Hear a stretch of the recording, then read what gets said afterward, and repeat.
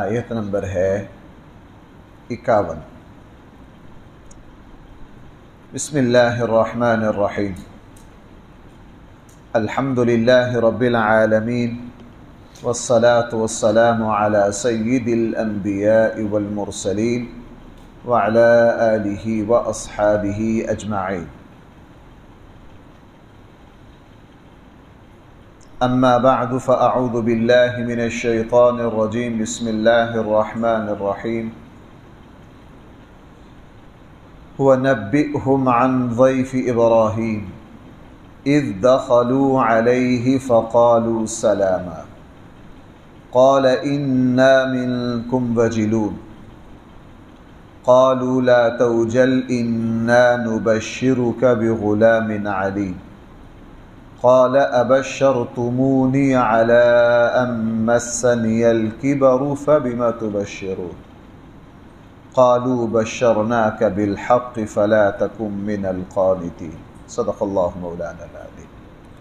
وَنَبِّئْهُمْ، آپ لوگوں کو خبر دیجئے، عن ضیف ابراہیم، ابراہیم علیہ السلام کے مہمانوں کے بارے میں۔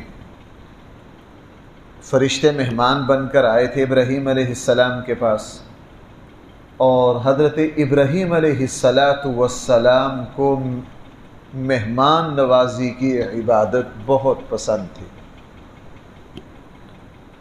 بلکہ تاریخی کتابوں میں یہ ہے کہ دنیا میں مہمانی کی سنت کو جاری کرنے والے ہی حضرت ابراہیم علیہ السلام۔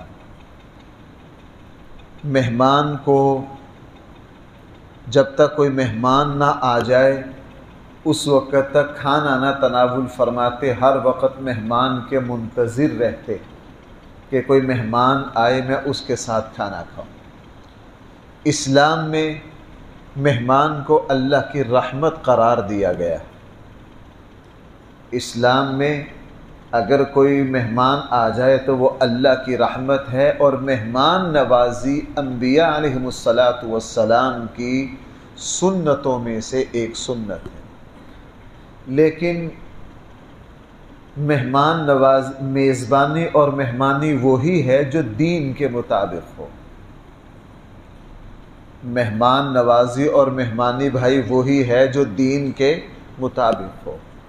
ہمارے یہاں جب تکلفات حد سے زیادہ بڑھے تو ہر کوئی مہمانی سے اپنا دامن بچانے لگ پڑا، چونکہ ہم نے مہمانی میں کچھ ایسے لوازمات شامل کر لیے جو بیچ میں شامل نہیں ہونے چاہیے تھے۔ مہمان نوازی اسلام نے ایک روٹین جو آدمی کی ہے، گھر کا جو کھانا ہے، مہمان نوازی اسی کو کہا ہے۔ ہمارے یہاں اپنی ناک اور انا کے لیے اتنے تکلفات برتے گئے کہ ہمارے یہاں جو مہمان نوازی جو رحمت تھی اب وہ زحمت بن گئی۔ اب بھائی وہ کیا بن گئی ہے؟ ہمارے یہاں شادی کے کھانوں کو دیکھ لو کہاں سے کہاں تک پہنچ گئے ہیں۔ حالانکہ 50 سال پیچھے چلے جائیے، 60 سال پیچھے چلے جائیے تو یہ شادیوں کے کھانے بھی بڑے سادہ اور بڑے آسان تھے۔ اب آنے والے مہمان بھی جب تک حد سے زیادہ تکلف نہ کیا جائے وہ بھی راضی نہیں ہوتے، اور میزبان کی انا بھی اس کی اجازت نہیں دیتی کہ میں سیدھا سادہ کھانا رکھوں۔ بس اسلام نے اتنا کہا ہے کہ اگر کوئی گھر میں ٹھہرنے والے مہمان ہو تو 2-3 تک گھر کا جو کھانا ہے اس میں معمولی تکلف کیا جا سکتا ہے۔ 2-3 دن کے بعد گھر کا جو روٹین کا کھانا ہے وہی مہمان کے لیے، وہی بھائی کیا ہے؟ مہمان کے لیے۔ میں نے پاکستان کی ایک بہت بڑی شخصیت سے سنا تھا، ان کی رہائش ہندوستان کے ایک بہت بڑے تعلیمی ادارے کے گیٹ کے سامنے ان کی رہائش تھی، اور وہ دنیا کی مشہور تعلیمی ادارہ ہے۔ ان کا کہنا یہ تھا کہ ہمارے یہاں پورے ہندوستان سے ہر روز کوئی نہ کوئی مہمان آیا رہتا تھا، اور آنے والے مہمان جو تھے وہ بڑی نامی گرامی شخصیات ہوتی۔ کہنے لگے کہ لیکن ہم نے اپنے والد کو یہ دیکھا، بڑے بڑے صاحب علم لوگ مہمان آ رہے ہیں، گھر کا جو کھانا ہوتا تھا وہی کھانا کھایا جاتا تھا۔ وہ کہنے لگے میں ان کی بڑی اولاد تھا تو ہم نے بڑے بڑے صحابہ علامہ سید سلیمان ندوی جیسے لوگ مہمان ہیں، کھانا کیا ہے ابلے، گھر میں آج کیا پکا ہے ابلے ہوئے چاول، اور کیا پکی ہے مسری کی دال۔ کہنے لگا کہ میں مہمانوں کے لیے کھانا لے کے جاتا، ایک پلیٹ میں ابلے ہوئے چاول اور ایک پیالی میں مسری کی دال ڈال کے وہ بھی اوپر رکھ کے ان بڑے بڑے لوگوں کے سامنے، کہنے لگا سب آرام سے بیٹھ کے اسی کو کھاتے۔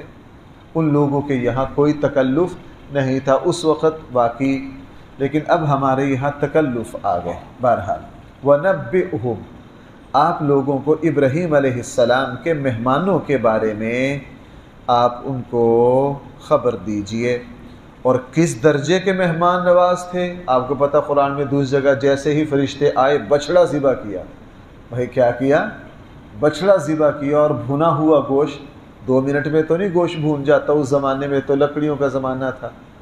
اذ دخلوا علیہ، جب وہ مہمان آئے، فقالوا سلاما، انہوں نے آتے ہی سلام کیا۔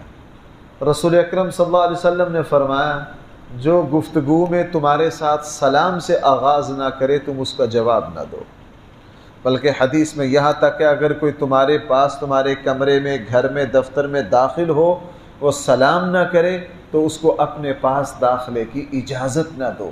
وہ اس قابل نہیں ہے کہ اس کو اجازت دی جائے، اس کو اتنا نہیں پتہ آتے ہی سلام کرنا ہے، آتے ہی کیا کرنا ہے؟ سلام کرنا ہے۔ ہم چھوٹے چھوٹے بچے تھے، ہمارے استاد کمرے میں موجود ہوتے، اگر کسی کو بلاتے کوئی سلام نہ کرتا تو واپس بھیجتے، بھائی دوبارہ باہر جاؤ اور سلام کر کے اندر آؤ، سکھانے کے لیے۔ مسلمان کی گفتگو کا آغاز بھائی کس سے ہوتا ہے؟ سلام سے ہوتا ہے، آنے جانے ایک دوسرے کو سلام کرنا۔ اور یہ بات تو میں بہت بیان کرتا ہوں، سلام کرنا مسلمان ہونے کی حیثیت سے، ایسے نہیں کہ بندہ دیکھ کر ہماری سلام کا انداز بدل جائے، ماڑا ہو تو سلام کا طریقہ اور، مالدار ہو تو سلام کا طریقہ اور۔ اللہ تعالیٰ کے یہاں کوئی مقبول نہیں ہے۔ سلام کرنا ایمان کی وجہ سے ہے، ایمان تو بھائی سارے ہی مسلمان ہیں۔ قال انا منکم وجلو، حضرت ابراہیم نے کہا میں تم سے ڈر محسوس کر رہا ہوں، تم کوئی اجنبی لوگ ہو، میں تو ڈرنے والا ہوں تم سے، تم کون ہو؟ اندازہ ہوا کہ یہ تو ہمارے علاقے کے لوگ نہیں لگتے۔ قالوا، فرشتوں نے کہا لا توجل، آپ ڈر نہ محسوس کریں، نہ ڈریں، انا نبشرک بغلام علیم، ہم آپ کو خوشخبری دینے آئے ہیں علم والے بیٹے کی۔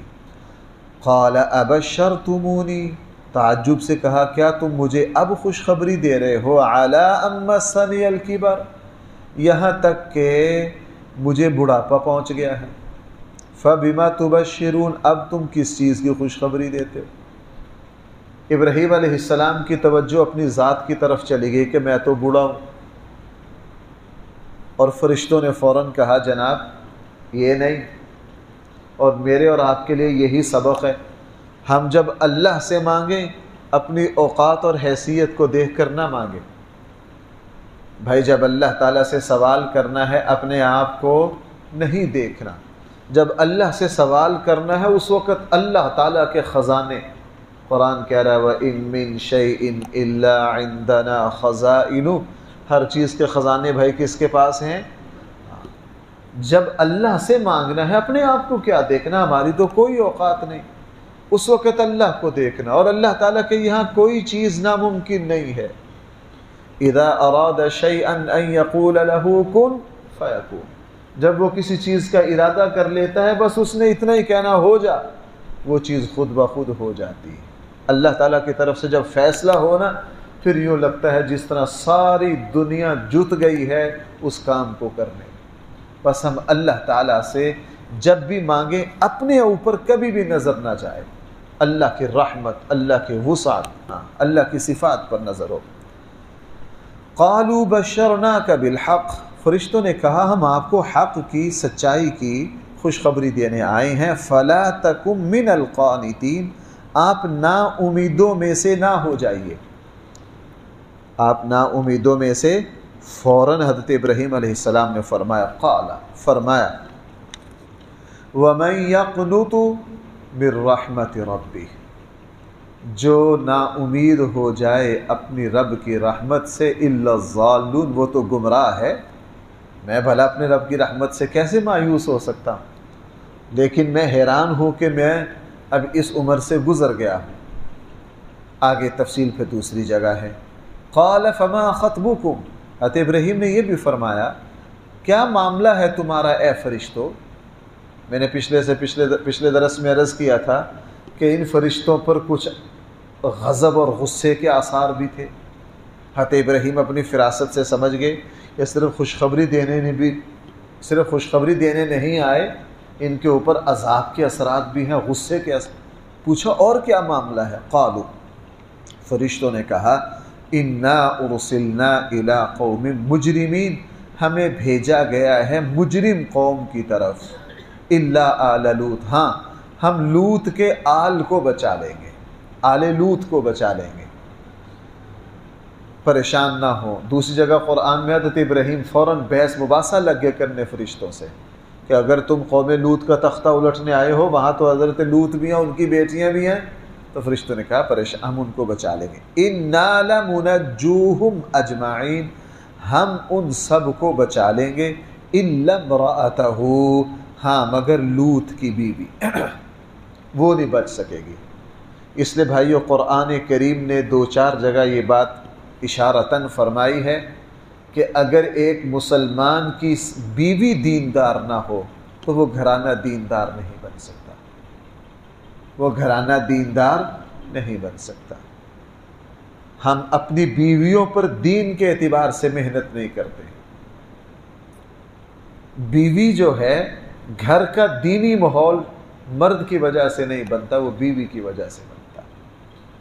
اسی لیے حضرت لوط جیسے عظیم الشان پیغمبر، بیوی غلط رخ پر تھی، دیکھیں ان صورتحال کیا بنی۔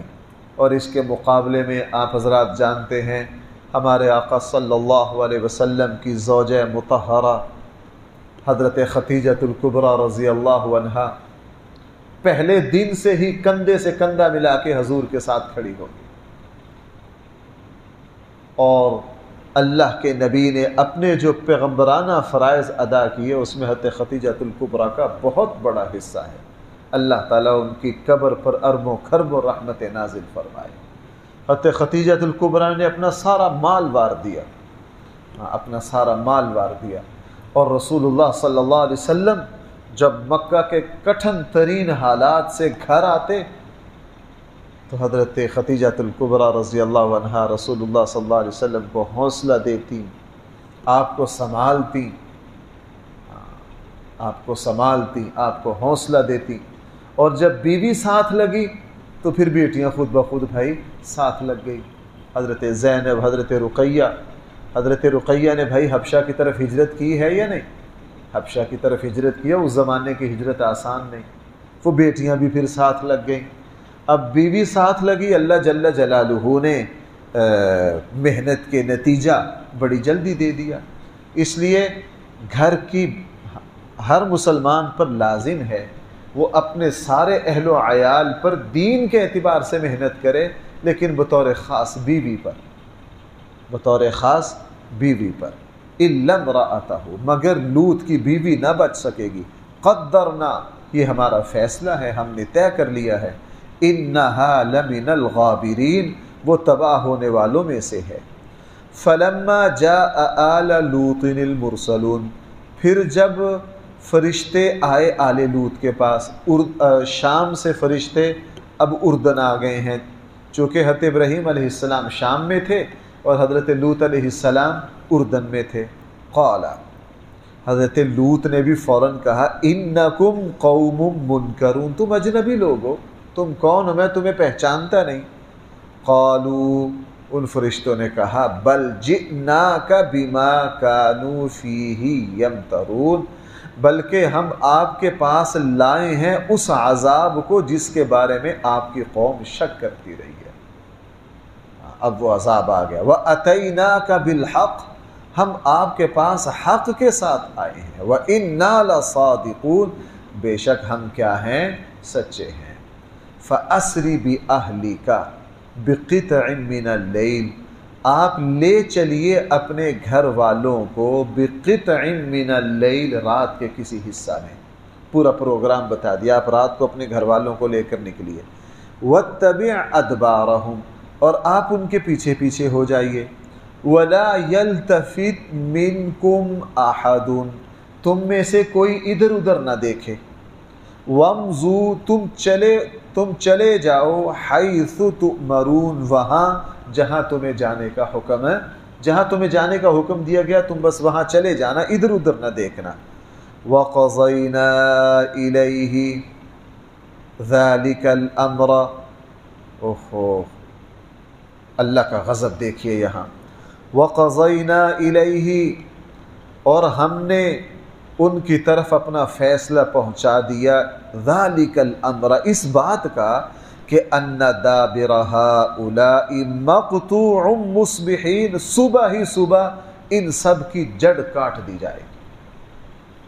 جس طرح ہمارے اردو میں کہا جاتا نا، ان کا بیج ختم کر دیا جائے گا، ان کی نسلوں کو مٹا دیا، ان کو ملیا میٹ کر دیا جائے گا، ان کو تہ و بالا کر دیا جائے گا۔ قرآن نے فرمایا، فرشتوں نے حضرت لوط سے کہا فیصلہ ہو گیا ہے کہ اس قوم کی جڑ ہی، دابر جڑ کو کہتے ہیں، مقتو مصبحین، صبح صبح، اور ہر قوم پر بھائی عذاب کب آیا ہے؟ صبح کے وقت میں آیا، برکتیں بھی صبح کے وقت ہی آتی ہیں، اور جب اللہ تعالیٰ کسی قوم پر اپنا عذاب مسلط کرتے ہیں وہ بھی صبح کے وقت ہی آتا ہے۔ وَجَاءَ أَهْلُ الْمَدِينَةِ يَسْتَبْشِرُونَ، اور شہر والے آئے اچھلتے کودتے ہوئے، ان کو مخبری ہو گئی۔ قال، حضرت لوط نے ان لوگوں سے کہا، إِنَّ هَؤُلَاءِ ضَيْفِي، خبیثو یہ میرے مہمان ہیں، فَلَا تَفْضَحُونَ، مجھے مہمانوں کے سامنے رسوا نہ کرو۔ وَاتَّقُوا اللَّهَ، بھائی کس سے ڈرو؟ اللہ سے ڈرو۔ وَلَا تُخْزُونِي، مجھے ذلیل نہ کرو۔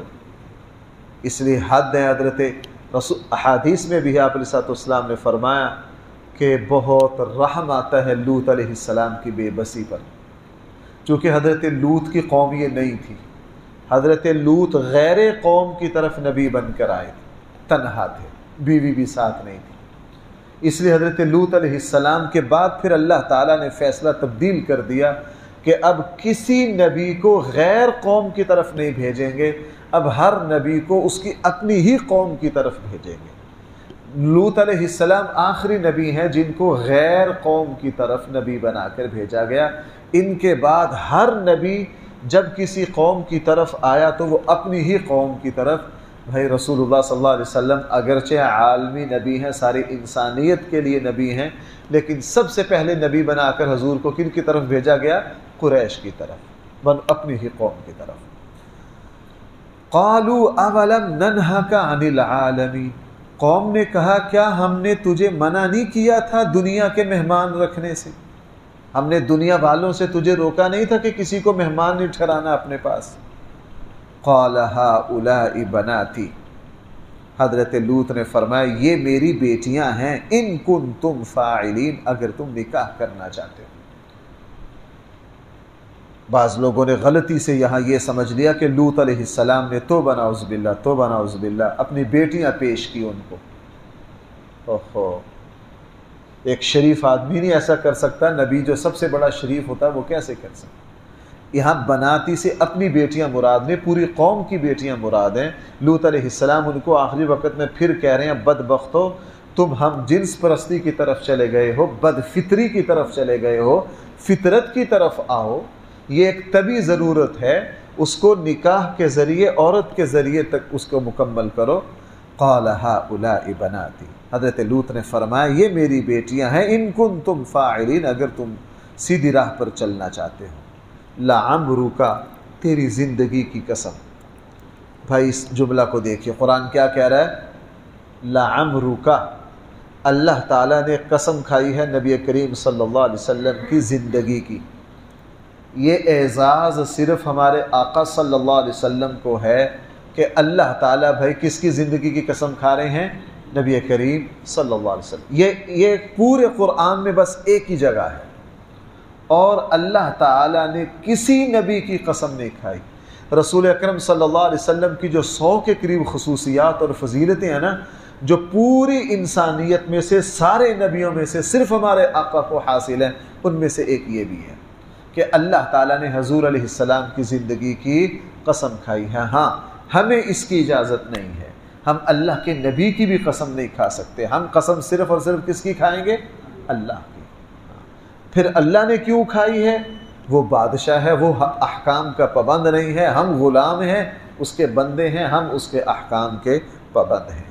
لعمرک، تیری زندگی کی قسم، انہم لفی سکرتہم یعمہون، یہ بدبخت لوگ اپنی عیاشیوں میں مست تھے، یہ ڈوبے ہوئے تھے اپنی خواہشات میں۔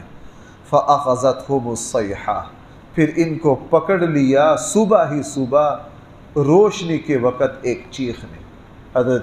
حضرت جبریل علیہ السلام نے ایسی کڑکدار آواز نکالی، میں نے کل کے درس میں عرض کیا تھا کہ ان کا اندر کا پورا نظام، ان کے پھیپھڑے، ان کے دل، ان کا جگر، ہر چیز پھٹ گئی، اور ان کے منہ سے، ناک سے، کان سے، آنکھوں سے خون نکل آئے۔